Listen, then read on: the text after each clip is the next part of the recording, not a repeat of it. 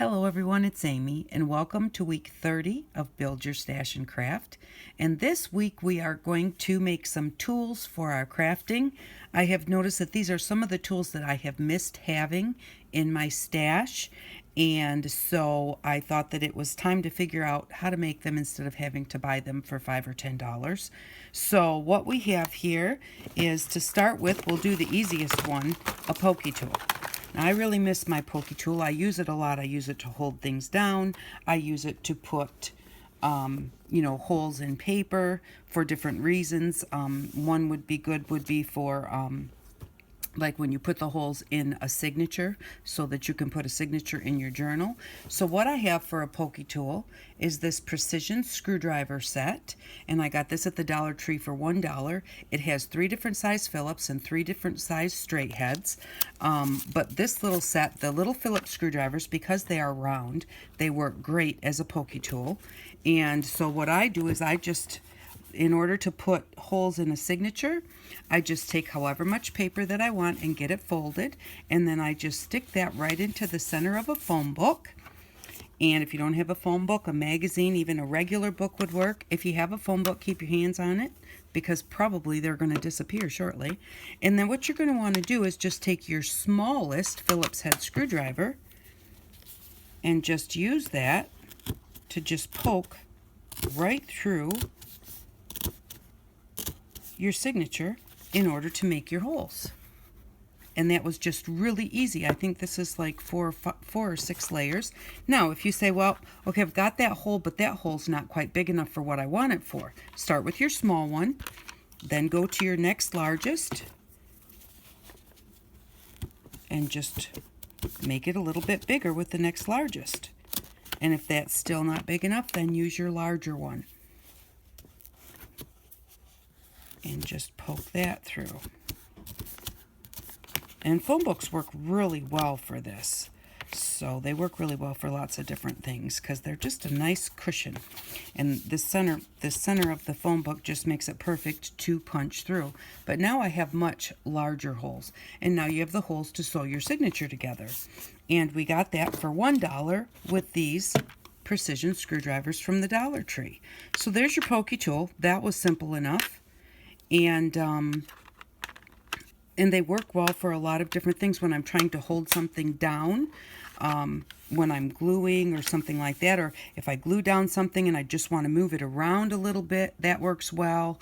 If I want to hold down the center of something while I'm doing something to the edges, like if I'm painting, pokey tools work great when you're painting something small. You just hold it with this and paint all the way around it. When you pick this up, there's such a small dot that you just have to touch it instead of like trying to hold it with your finger, and then you have a much larger area that you need to paint up at the end. So that's our pokey tool. The next one is going to be a ball tool, which I do really miss that too, for shaping flowers and just shaping anything, shaping hearts or anything like that. So for our ball tool, I'm going to set the pokey tools aside. We are going to need this 2-in-1 screwdriver set from the Dollar Tree. And we are also going to need our Fix-It-All adhesive super glue from the Dollar Tree. Now this is kind of a gel type adhesive. It's not like regular super glue that's kind of, clear and runny. I hope the dishwasher's emptying in the background, so if you hear something, that's what it is. And so in this screwdriver set, the only thing is I always have a hard time getting it open. There we go. It comes with screwdrivers. Now these Phillips head screwdrivers are not really small enough to use for our pokey tool. So that's why we didn't use those for that. But in this, it comes with some sockets. And these sockets are what we are going to use along with our beads, turn that over, to make our ball tools.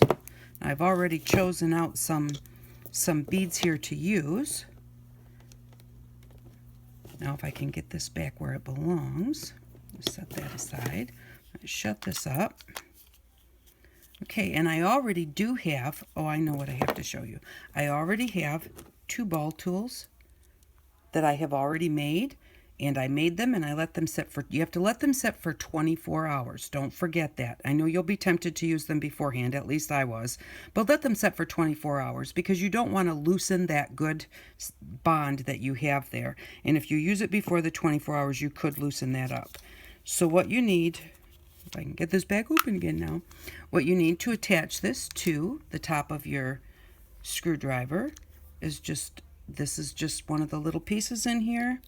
And it has a little ball on one side. That's the part that goes up into your socket. And you just push that up in there. And then you put this on here, just like that. Doesn't go in real far. And then that's what you use to shape your flowers. And it's a little bit wiggly, but that doesn't make any difference. So this is a kind of a small flat one. I have this nice, wonderful large one.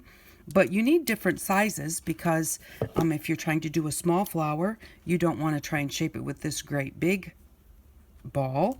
And so I have a bunch of different sizes here.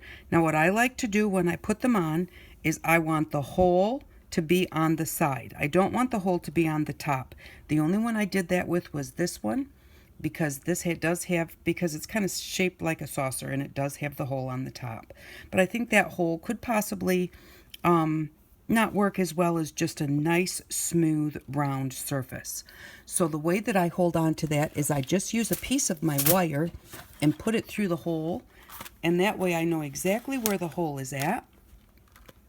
And the wire and the wire cutters we got earlier this year.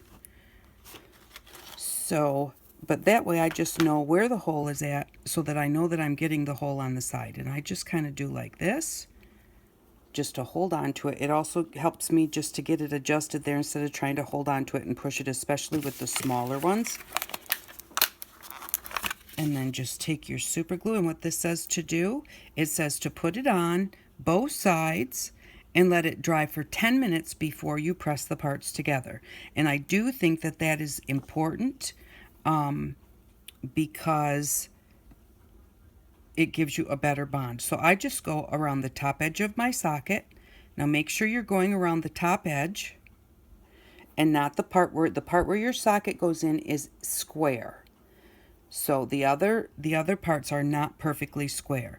So you won't go around the top edge and then just put some on your bead about how big, whoops, I am dripping all over. There we go. Now, you don't want to put a ton, because you don't want it running all the way down your bead. You want it to stick right there.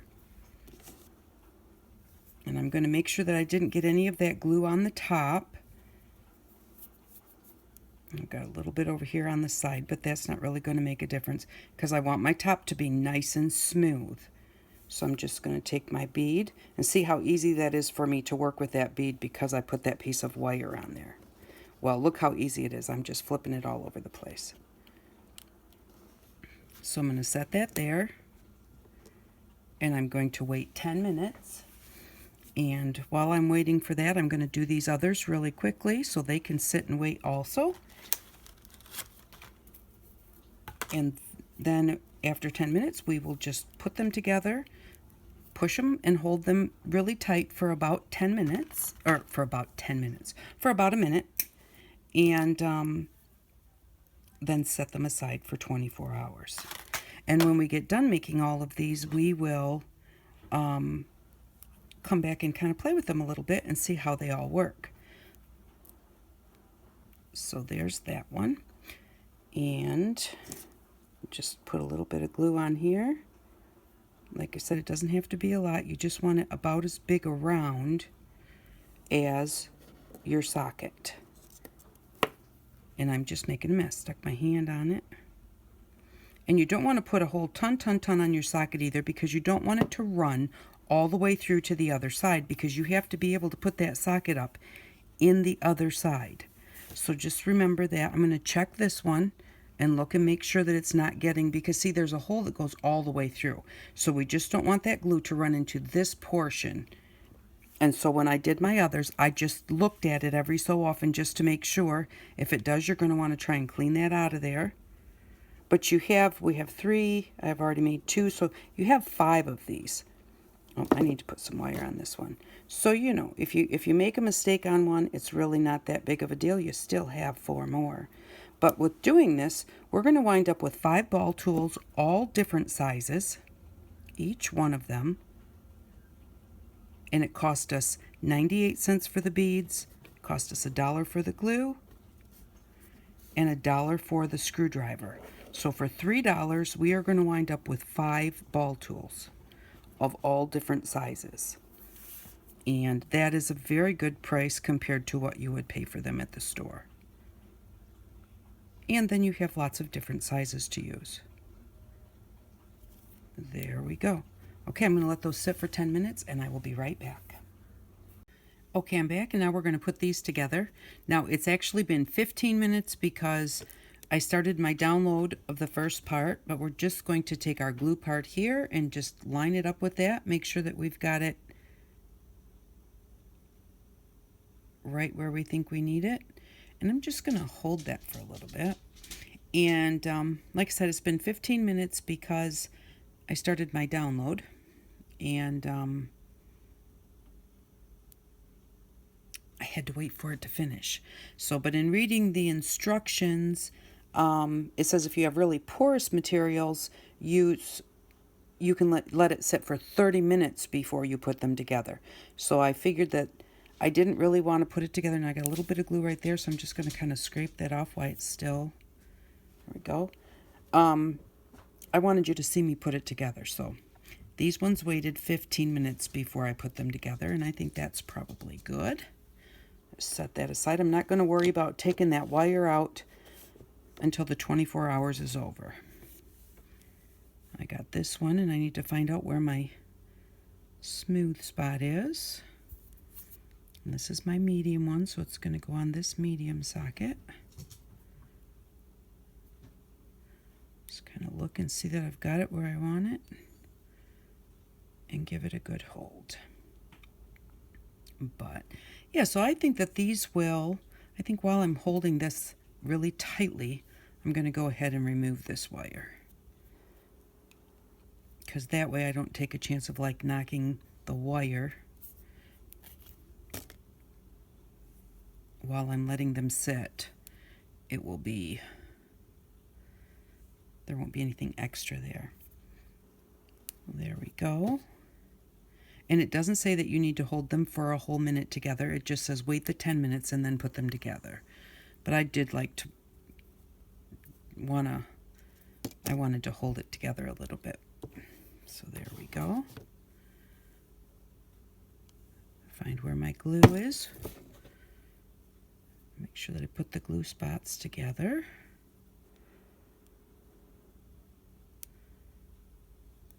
This one, the wire is in my way even, so I'm definitely going to have to get that out of my way.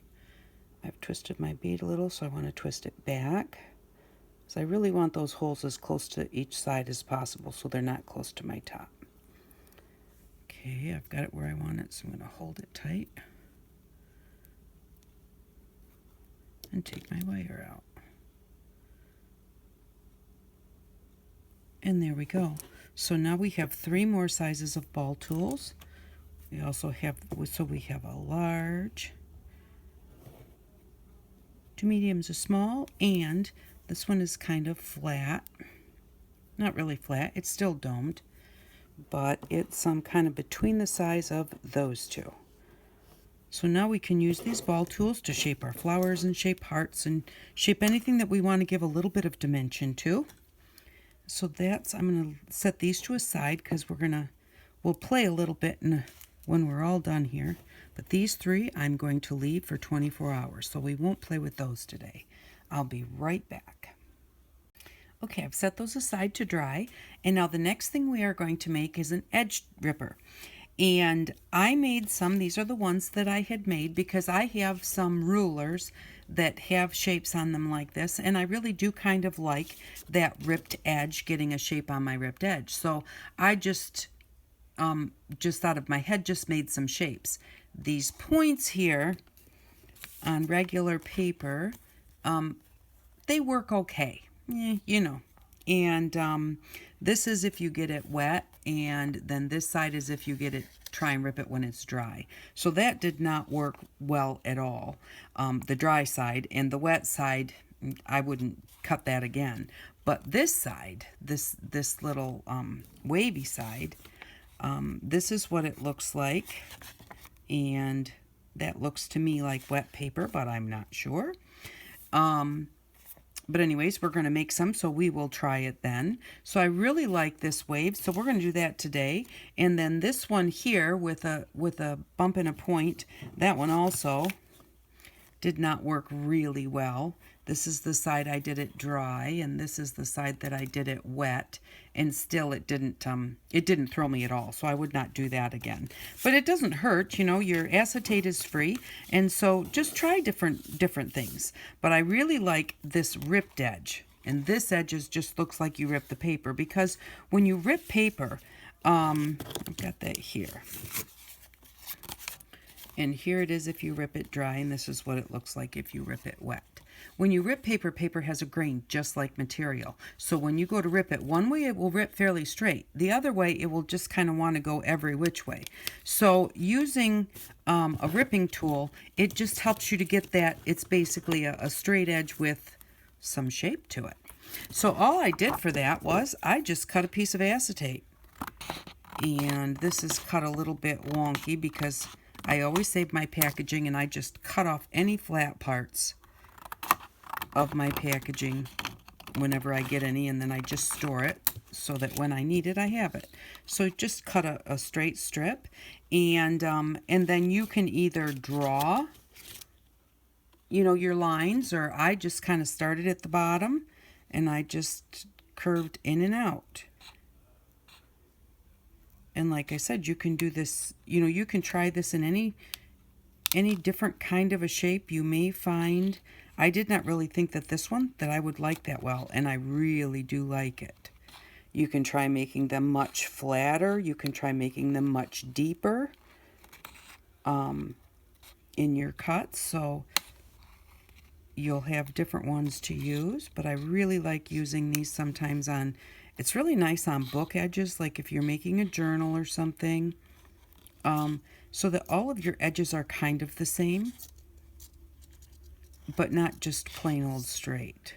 And just keep going till you get to the other end. And then what I do, so that I can see what I have, is I just take my Sharpie marker and just draw a line on it. And it just makes it easier for me, just so that I can see it. And then what I do after I draw the line is I just go and I just color to the edge like this, so all the way down, so that they look like these. But I'm not going to take the time to do that right now. But that's just a nice way, so that when you're just glancing in your box, if you've got 2 or 3 of them, you know, you can just go in there and grab the one that you want without having to take them all out and kind of look and examine as to which one is shaped like which. So that's what I do with those, and we'll test that in just a minute. The other one that I really like is what I call the torn paper edge. And it looks like when you tear paper. I'm just going to straighten this up a little bit. And this one is just super simple. I want to get this edge of, there we go. And all I did for that was I just took my scissors and I just kind of just nicked it. Just like no rhyme, no reason, just little nicks. Some are bigger, some are smaller. And I just kind of put my scissors on there and then pulled them out.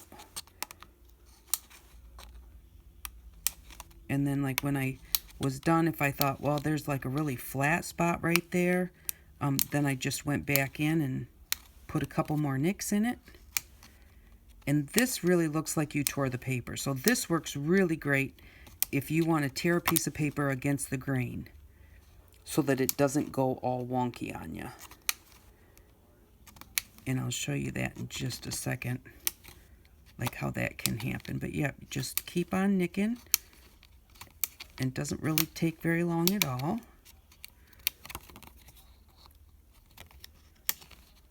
And it's just another thing to have in your stash to use when you need it. Because you really never know when you're going to need something that will just help you with your crafting. you never have to have anything. You can always kind of figure out what you can do without something specific. I mean, even if you don't have glue, like Papa says, when he was a little kid, they used water and flour, and that's what they used for glue for years. So, you know, even if you don't have any glue, not exactly sure how well that would hold up, but, you know, and there are some things, you know, glue is something, scissors are something that, you know, for me, I think that they are a necessity. But if perchance you find out that you just don't have something, just kind of think through it. You can probably find something in your home that you'll be able to use in its place. Now, what do I do with my marker? Just going to draw a line on there, and I'll color that in later. All right, so let's see how these two work. And you can do it by ripping your paper dry, or you can do it by just using a little bit of water in one of your paintbrushes and running it along the edge. And the looks are almost the same, but a little bit different. The ones that are wet have a little bit more, I don't know if I want to say texture. They wrinkle a little bit. So just put this on here. Let's see. Let's rip this paper this way. Okay, see now how that ripped like that? It did not rip in a straight line all the way down my paper. So if I was wanting to rip a nice straight line, it would keep doing that. I would have to see, you know, and I'm not doing that on purpose. I'm just trying to rip a straight line. Now this time it went that way. So the problem with that is that's not a really nice edge. Now if I were to rip this way, that is with the grain, and that line is pretty much going fairly straight, so that's not too bad. But there's always that time where you're going to want to rip against the grain, where this will come in really handy. And you can do it with water. Just take a paintbrush and just hold it on there, and then just run a little bit of water right along the edge. I keep getting it on my little ruler. Right along the edge of your ripper, and just get the paper wet there. That makes it helps the paper to rip a little bit easier, especially if you're trying to rip something like cardstock. If you're trying to rip cardstock, you're probably going to need to wet it down, because cardstock does not want to rip that well. And then just go ahead, and with the cardstock you would want to let it sit for a little bit too. And what you do is you take your paper and you pull it towards your ripper and down. And this is the way that I couldn't get it to rip on the other end. See, I'm running this way, and this is what it looks like. Let me see. I've got a piece of paper here to put behind it. So that's what the ripped edge looks like. The water will dry, but also the water has moved my paint that's on there. So, but remember, going up and down this way, this is the way I could not get it to rip over here. So I was going against the grain. Now I'm going to dry my ripper off and put it here and show you what it looks like to rip it dry. And also what you can do is to hold down your ripper. If you have like cardstock or something that's very heavy, is you can put your ruler on there just to hold it down. I mean, it's not doing anything. Make sure you just on top of your ripper and not over the edge. You just have to get it started there, and then again rip it towards your ripper and down, and that's how you get your best edge, instead of just trying to rip straight this way, because you're trying to use that ripper. So, and there we go. That's what that looks like. So that's what it looks like ripping it wet and ripping it dry. Just a nice kind of ripped edge. Now we'll quickly do the other one before I run out of time here. Here it is. So with this one, we'll really quickly do it wet. And that is something else. If you're going to rip it wet, you're going to want to think about what it is that you used to paint that paper, if it's painted,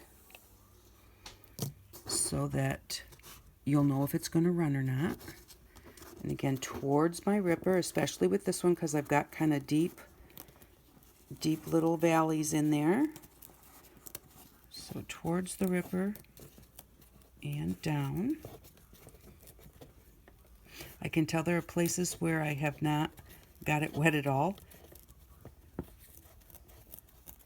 And there we go. That's what it looks like if you do it wet. I'm going to dry this off to make sure I don't have any water on here. And again, towards your ripper and down. And especially if you want to do, like, you could do like a set of cards or something and you kind of wanted the edges to all be the same. This would be a really nice way to get the same edge on each one of them. So that's what it looks like if you use it wet, and that's what it looks like if you use it dry. So these are the two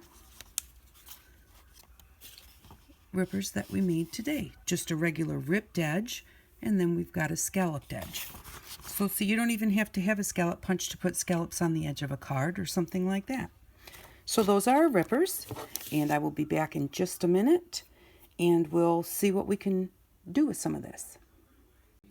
Okay, I'm back, and I thought I would show you just one more fun thing to do is with your paper rippers. You can go ahead and use those to make the same design across the whole page. And it's not that you can't kind of do this freehand, but sometimes I want things to be pretty exact. And so that works really well for that, and it looks really quite cool. And let's see what this one looks like. I don't know what this will look like. Oops. It will look like a whoops. So that's even kind of cool. It's a straight line, and yet it's not perfectly straight. That would be really nice, I think, like in a junk journal or something where you want to put some lines on there so you can write on it, but you don't want just a perfectly straight line. So that's what we can do with those. And we can rip our edges, and I think that those just work really well. So, and we've got our pokey tools. With our pokey tools, not only can we use our pokey tools, our round ones, but we can also, in this one, I have poked it kind of like a sewn edge with the little flathead screwdriver, and just kind of start with the point part of it, and then just go ahead and make your marks in there.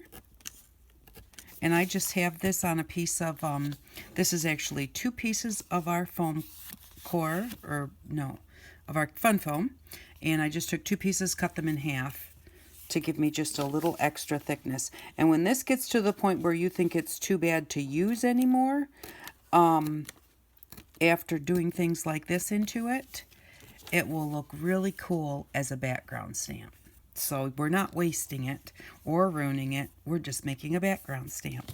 But yeah, I think that those little sew marks look really cute. You even could put thread through there if you want to, but just like a nice edge where sometimes we'll take a marker and we'll just put sew marks. You could actually use this little flat screwdriver, and don't push straight down. Start on the corner and then just push in like that, because that makes it rip better.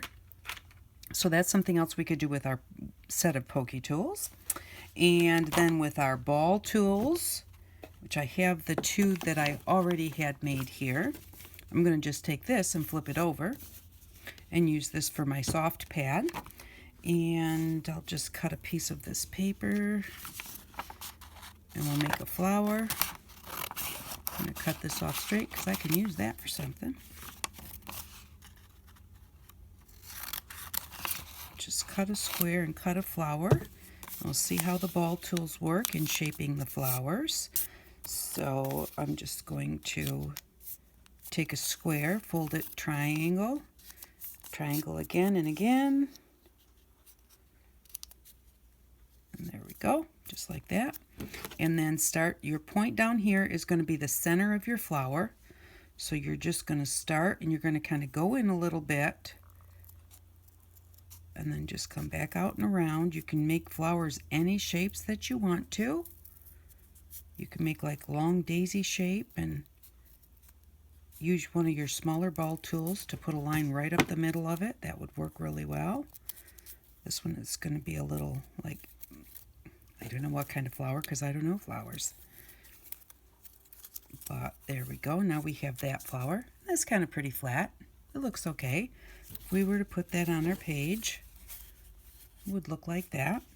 But just with the ball tool, and you can do it any way that you want to. I like to flip them over, and then you just go around the edges, and it domes up that petal so that it just gives you a little bit more dimension. There's half of those done. I'll kind of show it to you that way. The difference between just plain flat and the dome in there. And I just really think that that looks really nice. And whenever you want something to stick off your paper, you can just use this to make that happen.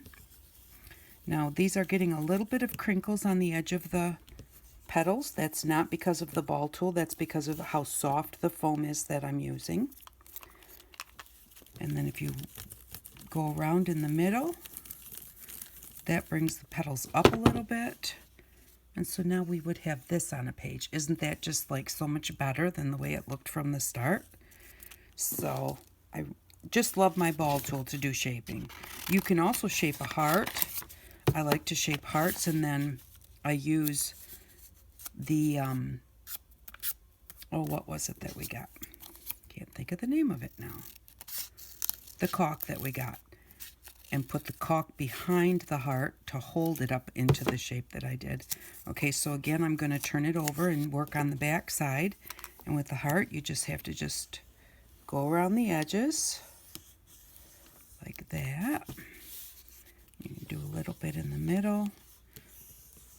Just go around the edge, and that just curls that right up. So we went from a flat piece of paper to a puffy heart.